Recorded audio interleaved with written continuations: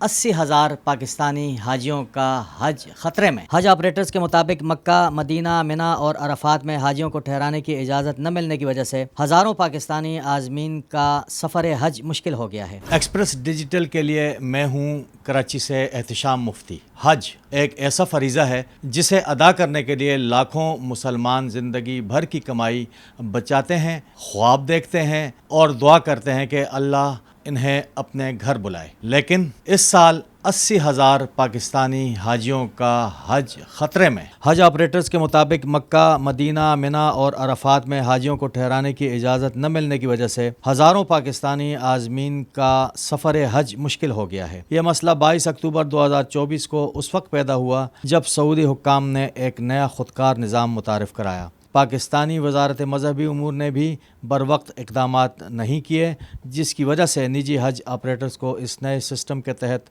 درپیش مسائل کا سامنا کرنا پڑا۔ اس کے لیے انہوں نے ہمیں ایک نیا نظام دیا، ہمیں کیا پوری دنیا کو نظام دیا، اور انہوں نے یہ کہا کہ جی 23 اکتوبر تک پہلا جو زون کام شروع ہوگا وہ 23 اکتوبر کو ہم منا کی جو لوکیشن ہے، منا آپ کو معلوم مائلز میں پھیلا ہوا ہے، انہوں نے منا کے اندر 5 زون ایلوکیٹ کیے ہیں، زون 1 2 3 4 5۔ اس کی ایلوکیشن انہوں نے کہا کہ جی ہم 23 اکتوبر سے سٹارٹ کریں گے۔ ظاہر بات ہے کہ نیا نظام تھا، ان کے لیے بھی ایک بہت بڑا چیلنج تھا ایک پورا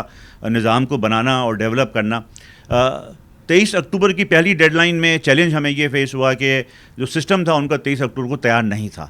وہ دسمبر تک ایکسٹینڈ ہو گیا، یعنی جو زون ایلوکیٹ اکتوبر میں ہونے تھے وہ دسمبر تک اس کا انتظار کرنا پڑا، اور پھر اگلی ڈیٹ کے درمیان وقت بڑا کم رہا کیونکہ زون اور سروس کی پیمنٹ کے درمیان وقت جو پہلے پلان تھا وہ 4 مہینے کا تھا،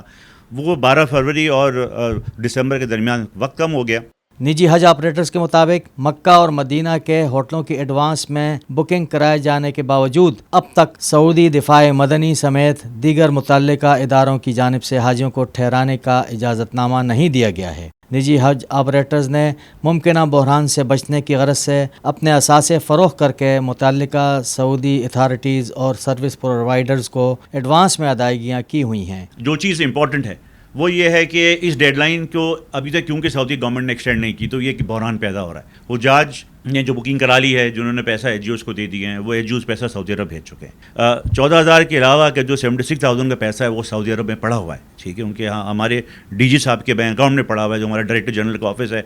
پاکستان کا۔ ہم سعودی گورنمنٹ سے ڈی جی صاحب نے، ہماری گورنمنٹ نے ریکویسٹ کی ہے کہ وہ جو 12 تاریخ فروری کی ڈیڈ لائن تھی، مہربانی فرما کے اس میں ہمیں ایک ایکسٹینشن دے دیں تاکہ ہم وہ پیمنٹس جو ہیں وہ طوافہ کمپنی کی پے کر دیں اور یہ حجاج جو ہیں